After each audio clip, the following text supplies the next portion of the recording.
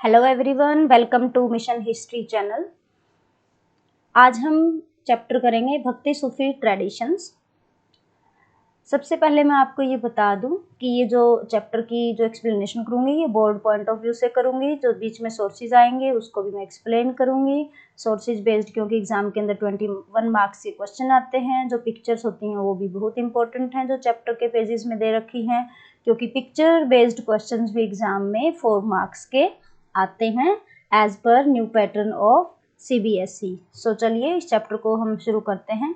जैसा कि हमने पीछे के चैप्टर्स में पढ़ा था कि जो ब्राह्मणिकल ऑर्डर जो था वो सोसाइटी के अंदर प्रेवलेंट था, जिसमें पूरी सोसाइटी को जैसे 4 वर्ण थे, जो धर्मशास्त्राज में जो लिख रखा था उसी को फॉलो किया जाता था, और कौन कौन से गॉड्स थे, कौन कौन सी गोडेसेस थी। तो फिर जो हज़ारों सालों बाद जैसे कुछ रिलीजियस सेक्ट्स बाहर से भी इंडियन सब कॉन्टिनेंट में आए, कुछ हमारा जो खुद का जो ट्रेडिशंस थे वो भी चेंज हुए। तो ये सब चेंज होते होते करंट की जो सिचुएशन है, जो करंटली जो गॉड्स एंड गॉडेसेस हैं वो किस फॉर्म में है, उनसे कितने डिफरेंट है, इस बारे में हम इस चैप्टर में स्टडी करेंगे। तो क्वेश्चन ये उठता है कि जो इतने सारे चेंजेस आए 8th से लेके 18th सेंचुरी तक इंडियन सोसाइटी के अंदर, उसके सोर्सेज क्या हैं आपके पास। तो सबसे पहले इस फर्स्ट पेज पे सोर्सेज के बारे में डिस्कस किया गया है। क्वेश्चन भी ऐसा बोर्ड में पूछा जा सकता है कि what are the sources to know about the changes in the religious beliefs in Indian society from 8th to 18th century।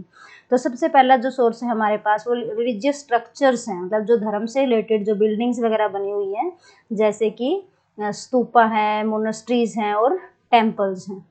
इसका दूसरा सोर्स जो है, सेकंड पॉइंट हम इसमें ये बोल सकते हैं कि जो टेक्सचुअल ट्रेडिशंस है, मतलब टेक्स्ट बुक्स जो हैं, चाहे जैसे वो पुराण है, उपनिषद हैं, या फिर कोई भी जैसे बुद्धिज्म से रिलेटेड बुक्स हैं, जैनिज्म से रिलेटेड बुक्स हैं, ये सारी बुक्स भी आपके लिए सोर्स ऑफ इंफॉर्मेशन है। तीसरा सोर्स है आपका पोएटिक कंपोजिशन, जैसे ये पोएट सेंट्स ने जो भी पोएम वगैरह लिखी थी, उन्होंने जो कंपोजिशंस की थी, तो वो भी हमें हमारे लिए एक सोर्स ऑफ इंफॉर्मेशन है। उनको पढ़ के भी हमें पता चलता है कि सोसाइटी का माइंडसेट उस टाइम का कैसा था और कैसे उसमें जो है चेंजेस आते जा रहे थे।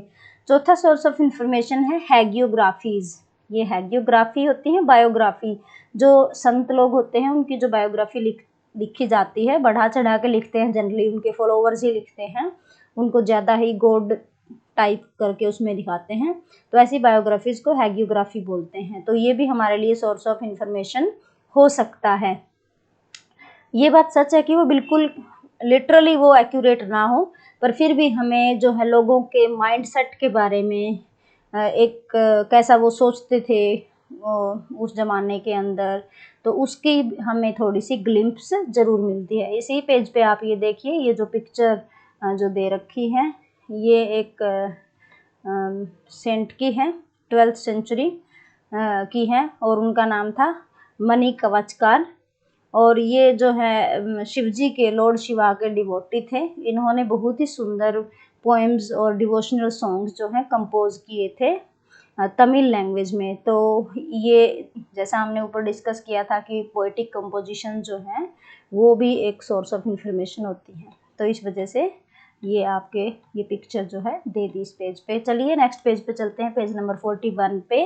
सबसे पहले इसमें लिख रखा है कि यह Mosaic of religious beliefs and practices. Mosaic होता है कोई भी जैसे कलरफुल चीज़ों को, आप डिफरेंट कलर्स की हैं, आप उनको एक जगह सेट कर देते हो और एक आपकी एक कलरफुल सीनरी सी बन जाती है। ऐसे ही जो डिफरेंट रिलीजियस बिलीफ्स थे सब कॉन्टिनेंट के अंदर, वो अलग अलग उनकी प्रैक्टिसेस होती थी, किस तरीके से आप भगवान की वर्शिप करते हो, किस तरीके के आप भजन्स गाते हो, कौन से तरीके की आप मेडिटेशन प्रैक्टिसेस करते हो। तो उन सबको अगर आप इकट्ठा करके रख देते हैं तो वो एक रिलीजियस बिलीफ्स का एक मोजाइक बन जाएगा, ब्यूटीफुल सी कलरफुल सीनरी बन जाएगी। इसमें आगे बताया गया है इंटीग्रेशन ऑफ कल्ट्स के बारे में। इंटीग्रेशन ऑफ कल्ट्स, कल्ट क्या होता है? सबसे पहले कल्ट होता है जैसे कोई भी एक आप पर्टिकुलर गॉड में आप विश्वास रखते हैं, जैसे शिवा को आप मानते हैं तो बहुत सारे लोग जो हैं फिर आपके फॉलोअर्स बन जाते हैं, वो भी उसी तरीके से शिव जी में अपनी श्रद्धा दिखाते हैं, तो वो शिवा कल्ट हो गया। कोई दुर्गा को मानते हैं, वो सारा ग्रुप शक्ति कल्ट बन जाएगा। कोई विष्णु के जैसे फॉलोवर्स हैं तो वो विष्णु कल्ट बन जाएगा। तो इस तरीके से कल्ट होते थे, different different gods and goddesses को ये जो है वर्शिप करते थे, और वो उसी गॉड का कल्ट कहलाता था। तो इसमें ये लिखा है कि ये जो कल्ट थे इनका इंटीग्रेशन हुआ इंडियन सोसाइटी के अंदर।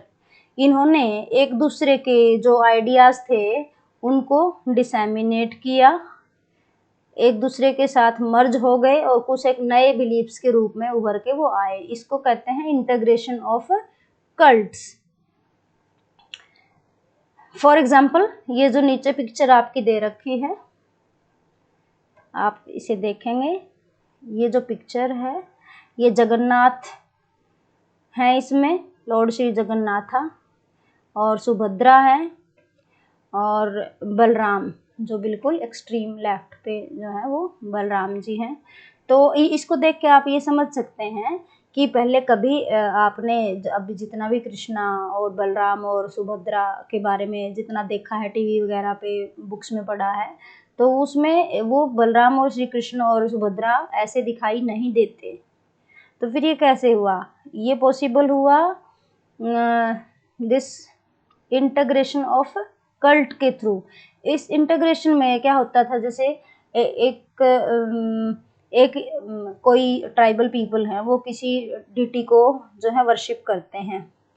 अब जो ब्राह्मण्स थे और जो हिंदू लोग थे उनको ऐसे लगा कि टाइम आ गया है कि हमें भी इनके जो है रिलीजियस बिलीव्स हैं उनको वैल्यू देना चाहिए और हमें इनको सोसाइटी में इंटीग्रेट करना चाहिए। तो वो उस डिटी को जो है एक्सेप्ट कर लेंगे और किसी भी अपनी जो हिंदुइज्म की जो मेन डिटीज थी उसका उसी की फॉर्म के रूप में एक्सेप्ट कर लेंगे। तो फिर वो जो है उस कल्ट का इंटीग्रेशन हो गया हिंदुइज्म के अंदर। तो इस सबसे पहले फिर और मैं इस पिक्चर के बारे में तो आपको बताना चाहूँगी। ये जो पिक्चर है, ये जो आइडल्स हैं लॉर्ड श्री जगन्नाथा और सुभद्रा और बलराम जी की, ये वुड की बनी होती हैं और आज भी वहाँ पे उड़ीसा के उस इलाके में वहाँ पे ट्राइबल पीपल रहते हैं, उनका अपना एक सरदार होता है और ये इसको हर 12 साल बाद जो है इनको दोबारा से वो बनाते हैं जो ये भगवान जी की मूर्तियाँ हैं। और ऐसा माना जाता है कि वो जो इनकी डिटी है वो इनके राजा के सपने में आके तो बताएगी कि जंगल में एक उस जगह पे एक ऐसा पेड़ है, उसकी आप जो है अब मैं उसमें विराजमान होऊंगा, आप वहाँ से काट के और मेरी ये मूर्तियाँ बना के यहाँ रखो। तो ये यहाँ पे बनाई जाती है। तो ये थी इसके बारे में थोड़ी सी एक्स्ट्रा इन्फॉर्मेशन मैंने आपको जो है बता दी। फिर ये जो इंटीग्रेशन ऑफ कल्ट था इसमें साथ में बता रखा ये कैसे होता था। ये इंटीग्रेशन ऑफ कल्ट, इसकी 2 प्रोसेस थी। एक को आप ग्रेट सांस्कृतिक पुराणिक ट्रेडिशंस बोलते हैं और दूसरे को लिटिल ट्रेडिशंस बोलते हैं। ठीक है, तो इन दोनों को यहाँ पे आगे इस बॉक्स में एक्सप्लेन किया गया है जो मैं अब आपको बताना चाहूँगी। एक ये सोशियोलॉजिस्ट थे जिनका नाम था रॉबर्ट रेडफील्ड, इन्होंने ये टर्म दी थी, ये जो ग्रेट और लिटिल सांस्कृतिक ट्रेडिशंस की जो टर्म है इन्होंने दी थी। उन्होंने देखा था कि जो पीजेंट्स हैं, जो फार्मर्स हैं या जो लोग वहाँ पे रहते हैं कि पर्टिकुलर इलाके में, उनके सोसाइटी के अंदर जैसे अपने कई बार क्या होता है आप अपने गॉड और गॉडेसेस की वर्शिप कर रहे हो, फिर आपके मन में ऐसे ख्याल आता है कि नहीं जो रूलिंग क्लास के जो गॉड्स एंड गॉडेसेस हैं हमें उनको वर्शिप करना चाहिए। तो वो अपना ट्रेडिशन अपने वाले छोड़ के और उनके गॉड्स एंड गॉडेसेस को वो वर्शिप करने लग जाते हैं। ये भी एक तरीके का इंटीग्रेशन ऑफ कल्ट है। और जिस प्रोसेस में आप जो लोकल लोग हैं, जो पीजेंट्स वगैरह हैं, वो अपने गॉड्स एंड गॉडेसेस को छोड़ के और वो रूलिंग एलिट्स के जो कस्टम्स एंड ट्रेडिशंस उनको फॉलो करते हैं, तो उसको आप ग्रेट ट्रेडिशन बोलोगे। लिटिल ट्रेडिशन में इसका अपोजिट होता है। तो कुछ ऐसे स्कॉलर्स हैं, इसमें लास्ट में दिया गया है कि कुछ स्कॉलर्स इसको एक्सेप्ट कर लेते हैं इस बात को कि हाँ इसकी सिग्निफिकेंस है, लेकिन वो कहते हैं कि जो टर्म यूज करी है वी डोंट अग्री कि ये टर्म सही है क्या, जो ग्रेट और लिटिल ट्रेडिशन इसमें इन्होंने यूज की है। आगे चलते हैं। फिर इसमें नेक्स्ट पेज पे, पेज नंबर 142 पे थोड़ा सा और इसमें दे रखा है।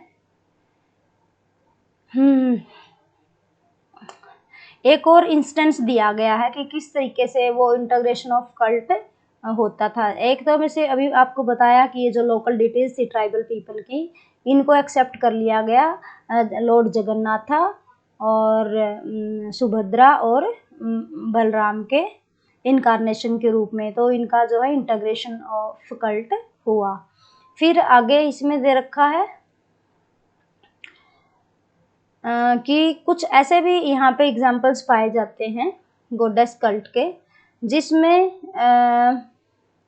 एक कुछ पर्टिकुलर लोग थे, वो जो है गॉडेस की वर्शिप करते थे। सिंपली किसकी वर्शिप करते थे? बेसिकली एक स्टोन होता था स्मीयर्ड विद ओकर, ये जो यहाँ पे लिखा है ना स्मीयर्ड विद ओकर, इसका मतलब है कि उसके ऊपर जो है एक रेडिश कलर का ओकर होता है, जैसे गेरुआ सा रंग, कि एक पत्थर है उसके ऊपर गेरुआ सा रंग लगा हुआ है, और वो कुछ लोग जो है उसको अपनी देवी के रूप में पूजते हैं। तो फिर क्या हुआ इसका, जो जब इंटीग्रेशन ऑफ कल्ट हुआ तो इनकी ये जो देवी थी वो पौराणिक जो फ्रेमवर्क था उसमें सेट कर ली। पौराणिक फ्रेमवर्क मतलब जो पुराणों में जो कहानियां लिखी हैं उसमें इन्होंने उसको ऐड कर लिया और ये एक हिंदुइज्म का पार्ट उस गॉडेस को बना दिया। तो इसमें ये क्या करते थे, या तो उस जो देवी थी उसको wife of principal male deity के रूप में एक्सेप्ट कर लिया कि ये जो हमारा मेन देवता है, जैसे किसी को शिव जी की वाइफ के रूप में एक्सेप्ट कर लिया, या किसी को लक्ष्मी का अवतार के रूप में एक्सेप्ट कर लिया, या किसी को जैसे पार्वती का अवतार के रूप में एक्सेप्ट कर लिया और शिव जी की वाइफ के रूप में एक्सेप्ट कर लिया। जबकि ये गॉड्स एंड गॉडेसेस जो हैं थे डिफरेंट एरियाज में, जो कोई ट्राइबल पीपल थे या पीजेंट्स थे उनके गॉड्स गॉडेसेस थे। पर जब इंटीग्रेशन ऑफ कल्ट हुआ इसको इन्होंने जो हिंदुइज्म के अंदर जो मेन गॉड्स और गॉडेसेस थे या उनका अवतार के रूप में स्वीकार कर लिया, या किसी मेन गॉड की वाइफ के रूप में एक्सेप्ट करके और उनको जो है इंटीग्रेशन ऑफ कल्ट कर दिया। आगे 1.2 पे आ जाते हैं, डिफरेंस एंड कॉन्फ्लिक्ट। चलिए इसको डिस्कस करते हैं। इसमें बताया गया है कि often associated with goddess were forms of worship that were classified as tantric. कुछ ऐसी जो है ऐसी प्रैक्टिसेस थी गॉडेस को वर्शिप करने के, कुछ ऐसे तरीके थे, उसको वो लोग जो है तांत्रिसिज्म के नाम से जाना जाता था। तांत्रिसिज्म की सबसे पहले जैसे आपके क्वेश्चन आ जाता फीचर्स ऑफ तांत्रिसिज्म बताओ, तो उसमें यही आएगा कि जो तांत्रिसिज्म है it is mainly related to goddess, देवी से संबंध होता है इसका, और इसको जो है मैन और वीमेन दोनों प्रैक्टिस करते थे। अब ये मैन और वीमेन वाली बात इसमें क्यों उन्होंने बताई, क्योंकि जैसा कि हमने पीछे के चैप्टर्स में पढ़ा था कि जो ब्राह्मणिकल सेटअप था सोसाइटी के अंदर, उसके हिसाब से जो औरत होती हैं, जो शूद्राज होते थे, उनको अधिकार नहीं था कि वो वेदास को पढ़ सकें या दूसरे रिलीजियस जो स्क्रिप्चर्स हैं, धार्मिक ग्रंथ हैं, उनको पढ़ सकें। पर जो तांत्रिसिज्म था इसका मतलब ये वो उनको कम्प्लीटली फॉलो नहीं करता था। ये देवी से रिलेटेड एक सेक्ट था और इसमें man and women both could do worship, और वो उसके हिसाब से जो भी हवन और जो तंत्र मंत्र करने हैं वो उसमें वीमेन भी कर सकती थी आदमी के साथ साथ। ओके, इसका दूसरा पॉइंट है तांत्रिसिज्म का, they ignored differences of caste and class within the ritual context, कि इसमें कास्ट का भी कोई आपके ऊपर पाबंदी नहीं है कि आप एक ही कास्ट के जैसे अपर कास्ट के जैसे ब्राह्मण्स वगैरह ही कुछ पर्टिकुलर वर्शिप कर सकते थे, हवन कर सकते थे।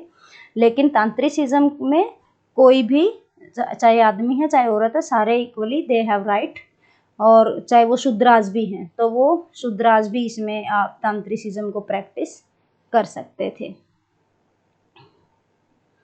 तो ये जो तांत्रिसिज्म के आइडियाज थे, अब इन्होंने बाकी दूसरों को भी इन्होंने जो है प्रभावित किया।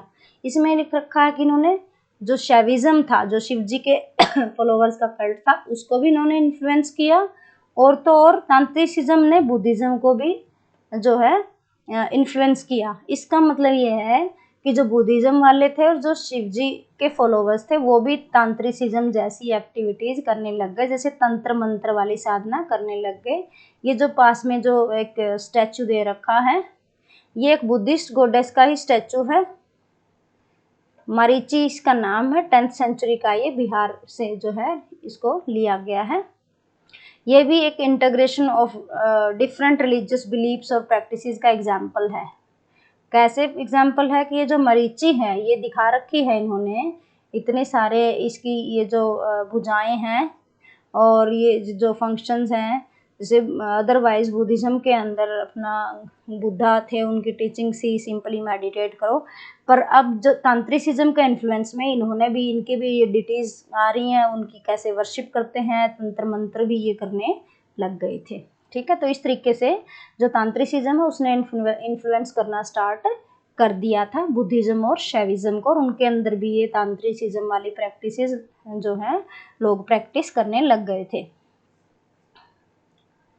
All of these somewhat divergent and even disparate beliefs and practices would come to be classified as Hindu over the course of the next millennium. इसको अगर हम देखते हैं आगे कि आगे चलते चलते इनमें से बहुत सारी ऐसी प्रैक्टिसेस हैं, बिलीफ्स हैं, जो उसको वो अब आगे आगे वो हिंदू प्रैक्टिस कहलाने लग जाएंगी। जो तांत्रिसिज्म जबकि एक नया सेक्ट उभर के आया था, पर धीरे धीरे ये सारा मर्ज होके आज प्रेजेंट में जो तांत्रिसिज्म है ये हिंदुइज्म का ही एक पार्ट बन गया है।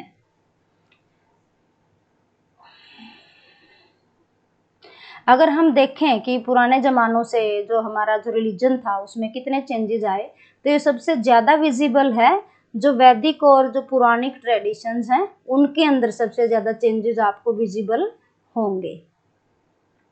फॉर एग्जाम्पल, उसका एग्जाम्पल आप देंगे कि किस तरीके से आपको ये अलग दिखाई देंगे, जो डिफरेंसेस आए हैं रिलीजन के अंदर, वैदिक रिलीजन के अंदर और पौराणिक जो ट्रेडिशंस थे उनके अंदर। जैसे जो वेदास के टाइम पे जो मेन देवी देवता थे हमारे, जैसे अग्नि थी, इंद्र थे, सोमा थे, इनको बहुत ज़्यादा माना जाता था, पर जैसे जैसे समय बीतता गया अब ये जो है मार्जिनलाइज हो गए, एक साइड में इनको लगा दिया, और अब इनके बारे में बुक्स वगैरह में भी कम ही जिक्र मिलता है, जो आगे की सेंचुरीज की जो बुक्स हैं उनके अंदर। और फिर अब की जो बुक्स हैं जो लेटेस्ट टाइम्स की, उनमें जैसे विष्णु के बारे में आप देखते हैं, शिवा के बारे में देखते हैं, गॉडेस के बारे में देखते हैं वैदिक मंत्रास के अंदर। अगर वेदास में ही हम कहीं ढूंढने लग जाएं कि विष्णु कहाँ पे है, शिवा कहाँ पे है, गॉडेस के बारे में कौन से मंत्रास हैं, तो वो भी आज की जो हमारी देवी देवताएं हैं वो उनसे अलग है, उनसे कम ही मैच होते हैं। जैसे शिवा से रिलेटेड एक कोई उसको हम मानते हैं कि ये शिवा की फॉर्म है, जैसे जो रुद्र का जिक्र आता है ऋग्वेदा में, जो कि कम्प्लीटली डिफरेंट थे प्रेजेंट डे शिवा से, उनके कोई फीचर्स मैच नहीं करते। ठीक है, तो इस तरीके से जो है ये इतने सारे चेंजेस आते गए, और हमारे गॉड्स एंड गॉडेसेस की जो वर्शिप करने का तरीका है वो सब चेंज होता गया। However, in spite of these obvious discrepancies means differences, ये जो इतने सारे differences डिस्कस किए हैं, इसके बावजूद भी the Vedas continued to be revered as authoritative, कि चाहे कितने ही चेंजेस आए हों, कि गॉड्स एंड गॉडेसेस को कुछ मार्जिनलाइज हो गए, नए देवी देवता आ गए, या कुछ जैसे विष्णु शिवा की जो फॉर्म्स थी वो नए फॉर्म में उनको हम वर्शिप करने लग गए, पर इतना चेंजेस होने के बावजूद भी जो वेदास थे उनकी सोसाइटी में पूरी अथॉरिटी थी, और उनको सोसाइटी में रिस्पेक्ट की दृष्टि से देखा जाता था। कई बार वहाँ पे कॉन्फ्लिक्ट्स भी हो जाते थे सोसाइटी के अंदर। हम ऐसा नहीं कह सकते कि सभी ने इसको जो है हैप्पीली इसको एक्सेप्ट कर लिया था, जो कुछ भी हमारा सिस्टम चल रहा था। इसमें जो वैदिक ट्रेडिशन को फॉलो करते थे वो क्या करते थे, वो कंडेम करते थे। कंडेम करना होता क्रिटिसाइज करते थे, उसके बारे में बुरा भला कहते थे, कमियां निकालते थे कि जो हमारी जो तांत्रिसिज्म वगैरह की और ये जो प्रैक्टिस कर रहे हैं दिस इज नॉट गुड, और उसके बारे में वो जो है क्रिटिसिज्म करते थे। और इसी को अगर हम तांत्रिसिज्म के पॉइंट ऑफ व्यू से देखें, जो तांत्रिसिज्म प्रैक्टिस करने वाले थे वो वेदास की अथॉरिटी को इग्नोर करते थे। मतलब ये सोसाइटी के अंदर जो है कॉन्फ्लिक्ट था एक, कि जो वैदिक ट्रेडिशंस को फॉलो करते थे वो तांत्रिसिज्म जैसी सेक्ट्स को फॉलो करने वालों को हीन दृष्टि से देखते थे, और जो तांत्रिसिज्म की प्रैक्टिस करने वाले थे वो वेदास की अथॉरिटी को इग्नोर करते थे। अथॉरिटी को इग्नोर करने का क्या मतलब है, जैसे हमने पीछे इसी के अंदर डिस्कस किया था कि वो जैसे वेदास को औरत नहीं पढ़ सकती, सिर्फ आदमी पढ़ सकते थे, शूद्र नहीं पढ़ सकते, पर तांत्रिसिज्म में औरत भी प्रैक्टिस कर सकती हैं, शूद्राज भी कर सकते हैं। वेदास में वर्ण सिस्टम है, कास्ट सिस्टम है, पर तांत्रिसिज्म वाले वर्ण सिस्टम और कास्ट सिस्टम को फॉलो नहीं करते थे। तो इस तरीके से जो है इनके अंदर ये बेसिक कॉन्फ्लिक्ट कहीं कहीं नज़र आते थे। और कई बार क्या होता था कि जो भी डेवोटीज होते थे, जो भगत लोग होते थे, फॉलोवर्स होते थे, जो विष्णु के फॉलोवर्स हैं वो बोलेंगे, वो दे विल ट्राई कि विष्णु को सबसे सुप्रीम इस्टेब्लिश करें। जो शिवा के जो फॉलोवर्स हैं वो चाहेंगे कि हम शिवा को एज सुप्रीम इस्टेब्लिश करें, तो उससे रिलेटेड भी इनके जो हैं डिस्कशंस और डिबेट्स और आर्ग्यूमेंट्स होते रहते थे। और कई बार इनके बीच की जो पोजीशन है वो भी आपस में बिल्कुल तनातनी वाली हो जाती थी। अगर हम शिवा, विष्णु और हिंदुइज्म को छोड़ के आगे डिस्कस करते हैं बुद्धिज्म और जैनिज्म के बारे में, उनके बीच में भी नो डाउट कि कोई बुद्धिज्म और जैनिज्म वाले ओपनली तो एक दूसरे से फाइट नहीं कर रहे थे, पर कोई बिल्कुल प्यार प्रेम वाला भी हम ये नहीं कह सकते कि उनके एक दूसरे के साथ बिल्कुल ही कॉन्फ्लिक्ट लेस थे वो, और एक दूसरे के साथ बहुत ही प्यार से वो रहते थे। मतलब बुद्धिज्म और जैनिज्म के बीच में भी थोड़ा बहुत टेंशन का माहौल था।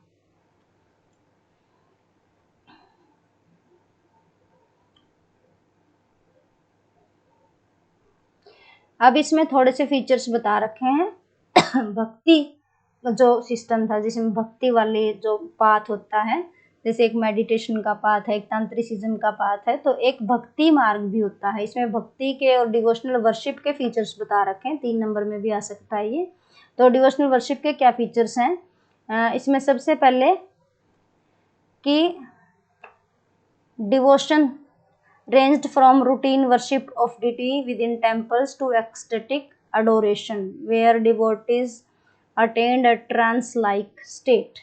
ये बहुत इंपॉर्टेंट है, भक्ति का फीचर है कि ये जो भक्ति के फीचर थे, रूटीन वर्शिप तो होती थी उसमें, कोई कुछ लोग ऐसे भी थे कि वो सिंपली सुबह शाम आपने जैसे हनुमान चालीसा पढ़ते हैं, शिव चालीसा पढ़ते हैं, विष्णु का कोई स्तोत्रम पढ़ लिया, ये होगी डेली, दिया जला लिया, या कुछ ऐसे भी हाई लेवल के भी डिवोटीज थे जो बिल्कुल भगवान के प्यार में बहुत ही हाई लेवल पे पहुंच गए थे, और वो जो है समाधि ग्रस्त हो जाते थे। जैसे श्री रामा कृष्णा के बारे में हम पढ़ते हैं कि वो गोडेस काली के भगत थे, और वो भजन गाते गाते जो है समाधि में चले जाते थे।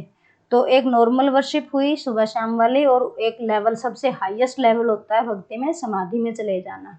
तो ये भक्ति जो ट्रेडिशन था, ये उसके फीचर्स इसमें बता रखे हैं। इसका तीसरा फीचर है सिंगिंग और चैंटिंग ऑफ डिवोशनल कॉम्पोजिशंस, कि जो भजन्स वगैरह, डिवोशनल कॉम्पोजिशन हो गए भजन्स वगैरह, तो इसमें इसको भी गा के आप प्रैक्टिस, ये भी एक जो है आपकी डिवोशनल वर्शिप की प्रैक्टिस थी। मतलब क्वेश्चन ऐसे आ जाता है, tell some features of devotional worship, तो उसमें भी आप यही फीचर्स बताएंगे।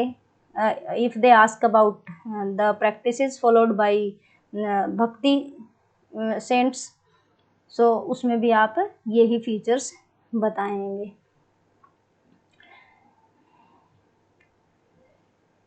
तो खास तौर से ये जो भक्ति वाला जो सिस्टम है, ये जो वैष्णवाज थे, विष्णु के फॉलोवर, और जो शिवा के फॉलोअर्स हैं, उनमें बहुत ज़्यादा था।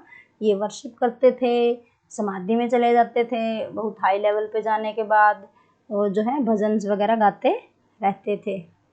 चलिए अब हम आगे देखते हैं। Poems of prayer, early traditions of भक्ति की, जो भक्ति की जो सबसे पहले जो ट्रेडिशंस थे वो क्या क्या थे, इसमें हम ये डिस्कस करेंगे कि जब धीरे धीरे ये जो वर्शिप करने की जो तरीके थे ये इवॉल्व होते गए, और फिर जो पोएट सेंट्स थे, जो संत होते थे, जो कॉम्पोजिशन वगैरह करते थे पोएम्स की, वो लीडर्स के रूप में उभर के सोसाइटी के अंदर आए और लोग उनके फॉलोवर्स हो गए, तो उनकी एक डिवोटीज की अपनी कम्युनिटी हो जाती थी। Further, while Brahmanas remained important intermediaries between God and devotee in several forms of bhakti, these traditions also accommodated and acknowledged women and lower caste. कि धीरे धीरे जब चेंजेस आने लगे कि नो डाउट कि जो ब्राह्मणाज थे वो बहुत ही सोसाइटी के अंदर उनका इम्पोर्टेंट पोजीशन रही, उनको ये माना जाता था कि ये भगवान और भक्त के बीच में जो है ये एक इंटरमीडिएटरी का काम कर सकते हैं और हमें भगवान से मिलवा सकते हैं। पर इसके साथ साथ ये भी चेंजेस आए कि अब जो है शूद्राज भी जो लोग थे, जो लोअर कास्ट के और जो औरतें थी, उनको भी इन्होंने एक्नॉलेज कर लिया कि they also have right to sing the bhajans of God, to talk about God.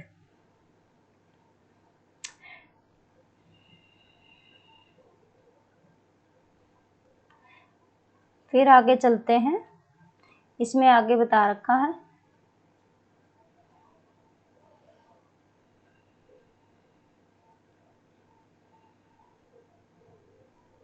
at a different level, historians of religion often classify bhakti tradition into two broad categories।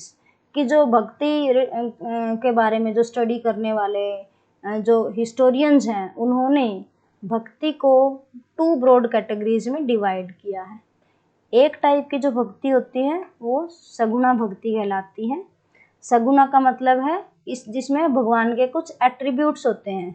जैसे आप मानते हो, आप शिव जी को मानते हैं कि शिव जी के फीचर्स हैं, उसकी 3 आँखें हैं, एक त्रिशूल है और उनके हाथ में कमंडल है, स्नेक है, ये सारे एट्रीब्यूट्स कहलाएंगे क्योंकि वो एक ह्यूमन फॉर्म में उसका आकार होता है। जैसे हिंदी में जो सगुण है, इसको सगुण को आप ऐसे डिस्क्राइब कर सकते हो कि एक उस भगवान को मानते हैं जिसका एक आकार बताया गया है, कि चाहे वो गोडेस काली है, चाहे वो विष्णु है, सबके अपने अपने रंग रूप और आकार हैं।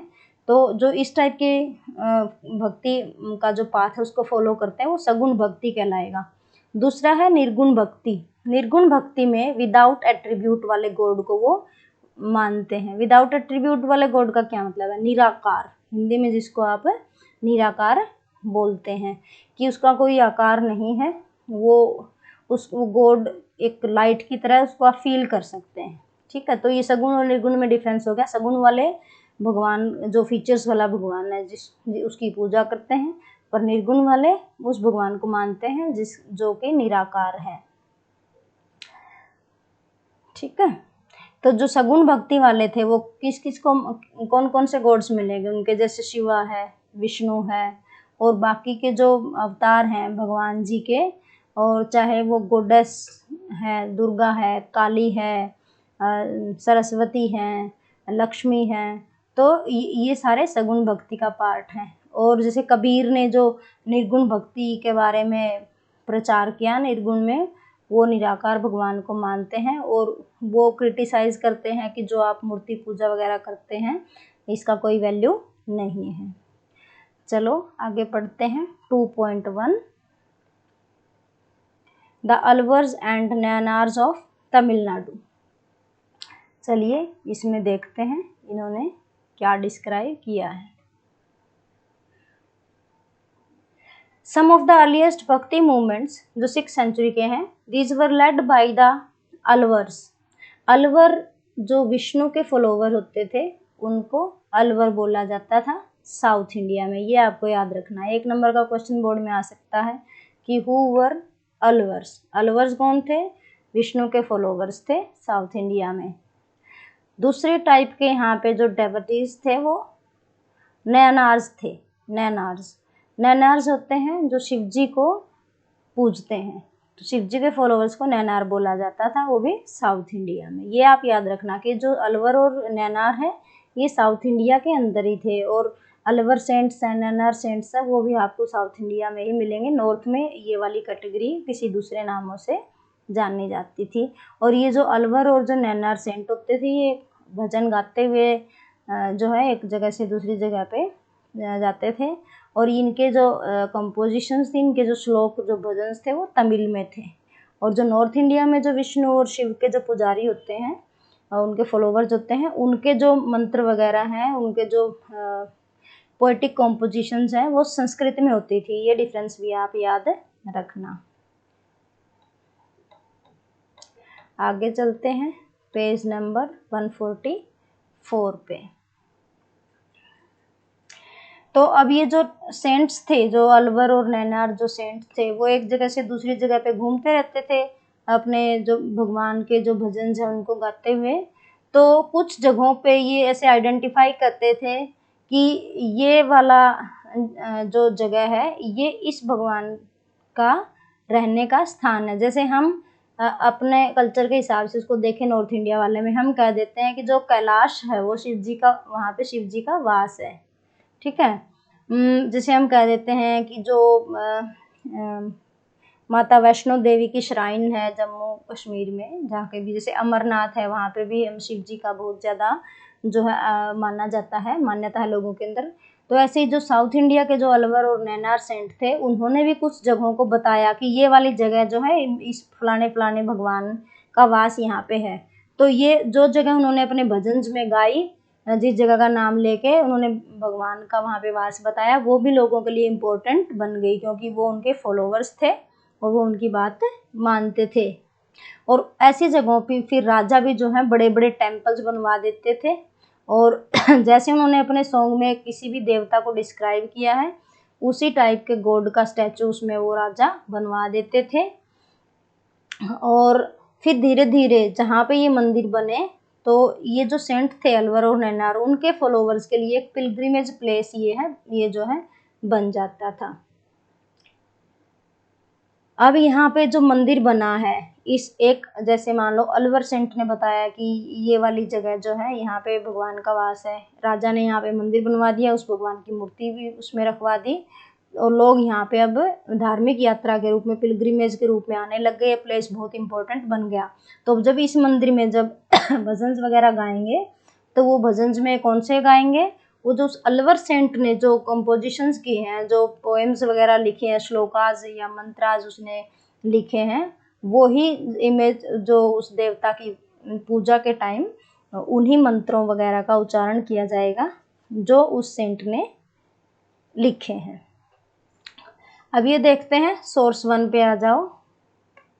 सोर्स 1, द चतुर्वेदिन ब्राह्मणा versed in the 4 Vedas and the outcast. इस सोर्स का ये टाइटल है कि चतुर्वेदी ब्राह्मण, चतुर्वेदी का मतलब है वेद, चतुर का मतलब 4, और वेद हो गए जैसे आपके जो वेद हैं, जो टेक्स्ट बुक्स हैं, कि एक ऐसा ब्राह्मण जिसने 4 वेदों का ज्ञान अर्जित कर रखा है। और आउटकास्ट हो गया आपका जो लोअर कास्ट का बंदा होता है, जैसे जिसको हम चांडाल बोलते हैं, सोसाइटी में इक्वल राइट्स नहीं होते हैं, उसके बारे में ये कॉम्पोजिशन है। तो सबसे पहले जो सोर्स होते हैं बोर्ड के एग्जाम में जब आते हैं, उनका फेवरेट एक क्वेश्चन होता है कि इस सोर्स का ये जो एक्सेप्ट है जो इसके अंदर डिस्क्राइब किया गया, ये कहाँ से लिया गया, what is the source of this excerpt, वो ऐसे बोलेंगे। तो इसका ये फ्री के मार्क्स होते हैं, इसमें आप ये बता दोगे कि ये एक अलवर सेंट थे, उनका ये नाम यहाँ पे दे रखा है, टोंड्रा डिपोडी, और उन्होंने एक कंपोजिशन की थी, एक पोएम लिखी थी, वहाँ से ये उठाया गया है। तो ये इसका सोर्स हो गया। सोर्स का मतलब है कि ये जो इस बॉक्स में लिख रखा है ये कहाँ से उठा के आपकी बुक में डाला। ठीक है, तो ये अलवर सेंट थे, उनकी कंपोजिशन से उठा के यहाँ पे डाला है, ये इसका सोर्स हो गया। आपको 1 नंबर मिल जाएगा, मतलब आंसर बॉक्स के अंदर दे रखा सोर्स में, आपने सिंपली यहाँ से ढूंढ के इसका आंसर लिखना है और आपको 1 नंबर मिल जाएगा। इसमें आगे लिख रखा है, you Vishnu manifestly like those servants who express their love for your feet, though they may be born outcast more than the Chaturvedin who are strangers and without allegiance to your service। कि विष्णु को जो है वो इंसान ज़्यादा प्रिय है जो विष्णु के जो चरण कमल हैं उनमें अपना प्रेम दर्शाता है, जिसको प्रभु से प्रेम है, जो प्रभु से प्रेम करता है विष्णु को भी वही प्रिय है, ना कि चाहे वो बेशक से वो आउटकास्ट है, लोअर कास्ट में जन्मा है, चांडाल है, शूद्रा है, लेकिन अगर उसको विष्णु के चरणों से प्यार है तो वो ही बहुत जो है भगवान को प्रिय है और भगवान की ब्लेसिंग उसको मिलेंगी। अगर आप चतुर्वेदी ब्राह्मण हैं, 4 वेदों का आपको ज्ञान है और लेकिन आप जो है विष्णु से प्रेम नहीं करते तो यू आर नथिंग। ठीक है, तो ये एक छोटा सा सोर्स है, पर इसमें आपसे क्वेश्चन पूछे जा सकते हैं कि बताओ हु इज चतुर्वेदी ब्राह्मण and why he cannot be dear to Lord Vishnu। Understanding based any type of question can be asked, फिर आपको उसका आंसर देना पड़ेगा। इसमें आगे देखते हैं 2.2 एटीट्यूड टूवर्ड्स कास्ट। चलिए इसको डिस्कस करते हैं। Some historians suggest that the Alvars and Nainars initiated a movement of protest against the caste system।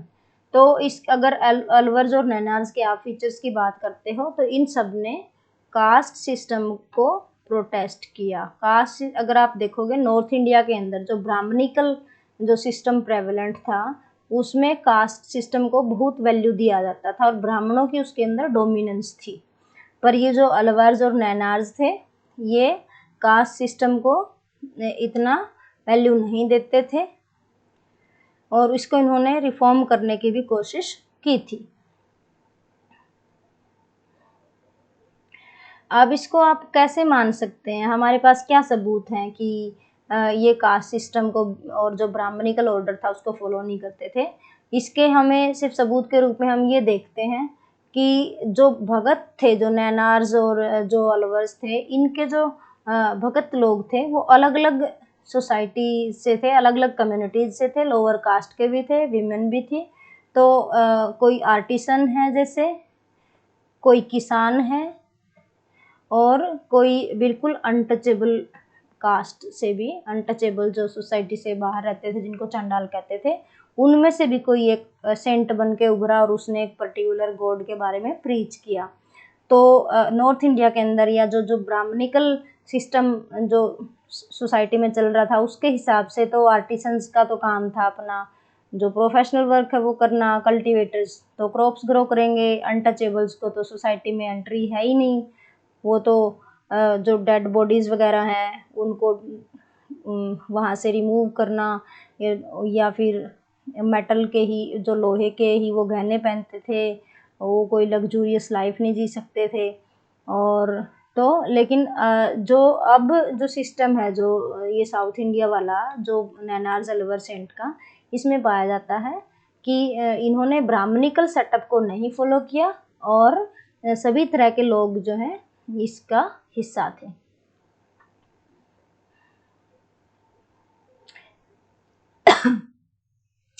फिर आगे इनका जो कॉन्फ्लिक्ट है, जैसे ये ब्राह्मणिकल कल्चर को ज़्यादा नहीं मानते थे तो इसमें कई बार क्या होता था, इनके जो ट्रेडिशंस की इम्पोर्टेंस दिखाने के लिए क्या क्लेम करते थे, ये क्लेम करते थे कि जो हमारी जो कॉम्पोजिशंस हैं, जो हमने भजन वगैरह लिखे हैं, जो बुक्स लिखी हैं, ये इतनी ही इम्पोर्टेंट है जितने कि वेदास।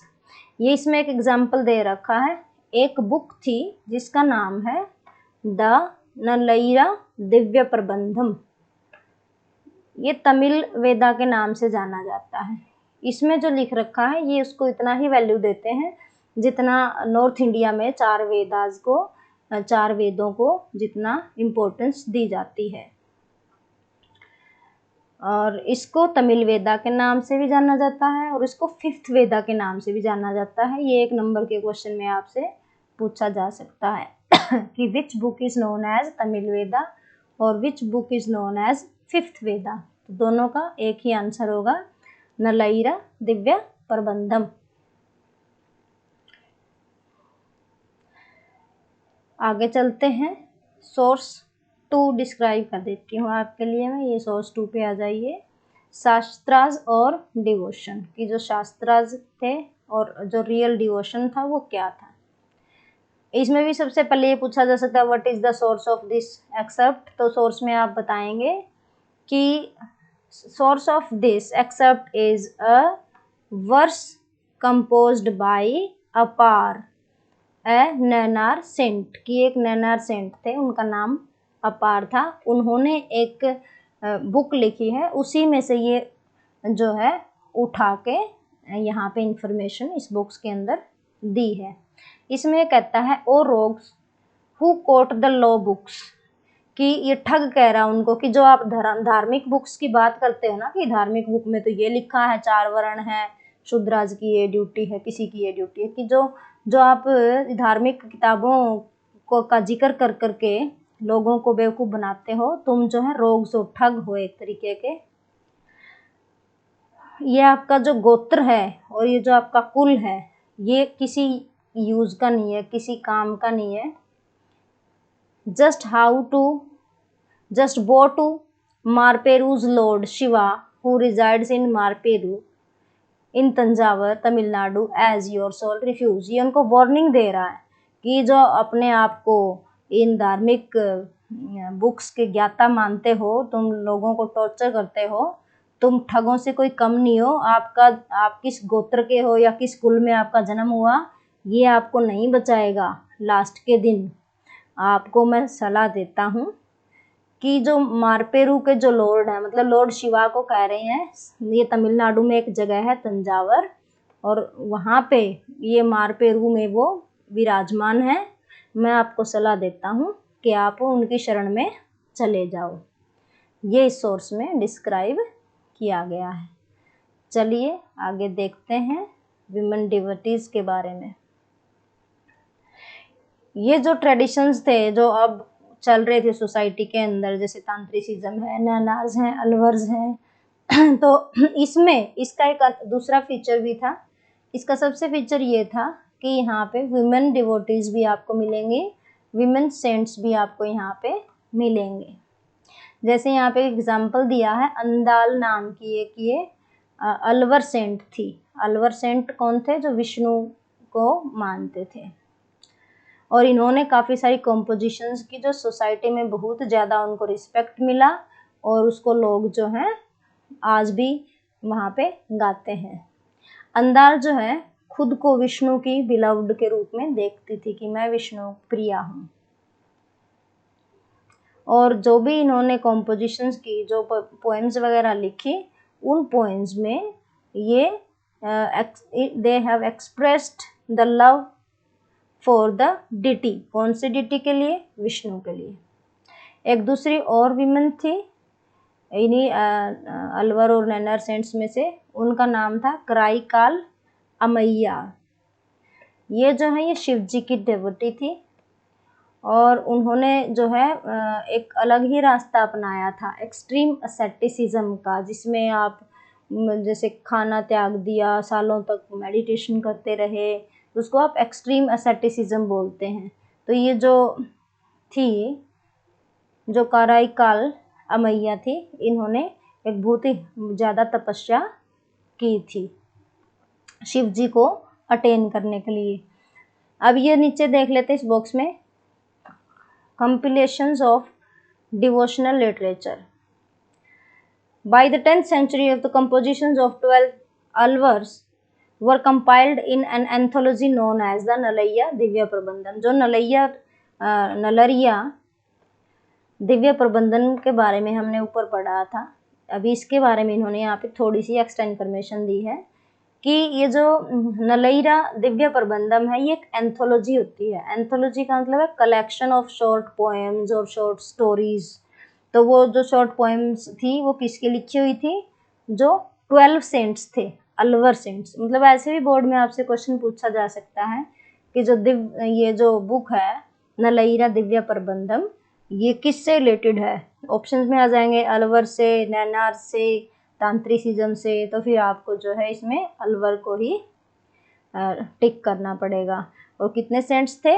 12 सेंट्स थे। उन्होंने जो छोटी छोटी पोएम्स लिखी है गॉड्स गॉडेसेस के बारे में, वो सारी कंपाइल करके एक बुक में लिख दी, और उस बुक का नाम हो गया नलईरा दिव्य प्रबंधम। और इसको इंग्लिश में 4000 सेक्रेड कंपोजिशंस जो है यहाँ पे इसके अंदर हैं।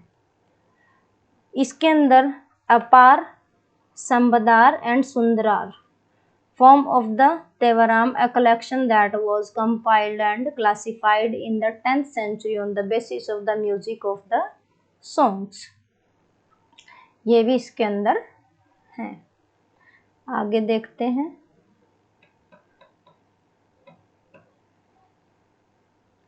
तो वो हम जिन डेवटी के बारे में बात कर रहे थे, उसके वो आगे अभी फिर से उनका जिक्र आ गया है कि वो शिव जी को पाना चाहती थी। इनका नाम था कराईकाल अमैया, जो पीछे पेज पे कंटिन्यू वहाँ से कर रहे हैं हम, कि उन्होंने एक्सट्रीम असेटिसिज्म को प्रैक्टिस किया था, तपस्या वगैरह की, अपने गोल को प्राप्त करने के लिए, शिव जी को प्राप्त करने के लिए। तो इन्होंने जो कंपोजिशंस लिखी, जो पोएम्स वगैरह लिखी, वो नैनार ट्रेडिशन की बुक्स में मिलेंगी। जो पहले हमने डिस्कस किया अंदाल का और 12 सेंट्स का, वो थे अलवर्स की।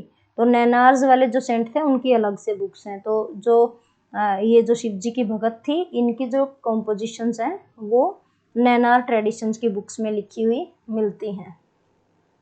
ये जो सेंट्स थी, वीमेन सेंट्स अलवर्स और नैनार्स की, इनकी एक स्पेशल बात ये थी कि इन्होंने इसको रिनाउंस कर दिया कंप्लीटली। जो सोशल ऑब्लिगेशंस हैं, जैसे सोसाइटी आपसे क्या एक्सपेक्ट करती है, आप लड़की हो, औरत हो, आपको सॉफ्ट स्पोकन होना है, घर के अंदर रहना है, सब कुछ तहजीब से करना है। पर इन्होंने इसको रिनाउंस कर दिया कि हम ऐसी औरतें नहीं हैं, we are not going to follow the social roles, कि सोसाइटी ने हमें जो रोल दिया है, we will not play that. उन्होंने अपना ही एक नया ऑप्शन चुना, और वो या तो वो नन बन गई, सन्यासीन्स बन गई, या फिर ऐसे मुक्त संत बन गई कि आप संत हो और अपने प्रभु के जो हैं भजन गाते हुए एक जगह से दूसरी जगह पे घूम रहे हैं। इनका धार्मिक जगत में आना, औरतों का धार्मिक जगत में आना, और उनकी जो कंपोजिशंस वगैरह हैं, इन्होंने चैलेंज किया जो पैट्रियार्कल सोसाइटी थी, उसके जो नॉर्म्स थे कि पैट्रियार्कल सोसाइटी में फादर प्रोटेक्ट करेगा अपनी डॉटर को, फिर उसकी शादी हो जाएगी तो फिर हस्बैंड प्रोटेक्ट करेगा, वो घर के अंदर रहेगी। पर इन्होंने जो ये वीमेन सेंट्स थी, इन्होंने इसको अच्छा खासा चैलेंज दिया और सोसाइटी के दिए हुए रोल्स को एक्सेप्ट नहीं किया। सोर्स 3 में आ जाते हैं। ये सोर्स 3 आगे दे रखा है, इसमें लिख रखा है, इसका टाइटल है अ डीमन। ये बेसिकली जो शिव जी की जो डेवोटी थी कराईकाल अमैया, ये बताती हैं, इनकी ये कंपोज की हुई पोएम है। तो ये पोएम पढ़ के पता चलता है कि उनके कैसे जो हैं व्यूज थे। तो ये पोएम लिखी थी कराईकाल अमैया ने, और जिसमें वो खुद को डिस्क्राइब कर रही हैं कि ये एक फीमेल है और ये डीमनेस जैसी हैं, राक्षसी जैसी हैं। मतलब हम किसी से डरते नहीं हैं, हम वो सॉफ्ट स्पोकन और डेलिकेट सी औरत नहीं है, मैं एक राक्षसी के जैसी हूँ। मेरी बल्जिंग वेन्स हैं, मेरी जो नर्व्स हैं वो बल्जिंग हैं, और जो आँखें हैं वो बड़ी बड़ी हैं, बाहर निकली हुई हैं। प्रोट्रूडिंग आइज का मतलब आँखें बड़ी बड़ी हैं, बाहर निकली हुई हैं। मेरे दांत सफ़ेद चमक रहे हैं। अब यहाँ पे दांत सफ़ेद चमकने का मतलब ये नहीं है कि ये आपको कह रही है कि मैं जो है गुड क्वालिटी टूथपेस्ट यूज़ करती हूँ। यहाँ दांत चमकने का मतलब है कि पूरा मुंह खोल के ऐसे राक्षस की तरह घूम रही हूँ मैं। तो उसमें फिर आप ऐसे मुंह खोल के राक्षस की तरह चलोगे तो आपके दांत चमकेंगे। मतलब ये खुद को एक जो औरत होती है सॉफ्ट सी, उसके तरीके से डिस्क्राइब नहीं कर रही है, कंप्लीटली अलग तरीके से डिस्क्राइब कर रही है। फिर आगे कहती है मेरा जो स्टमक है वो अंदर की तरफ धंसा हुआ है,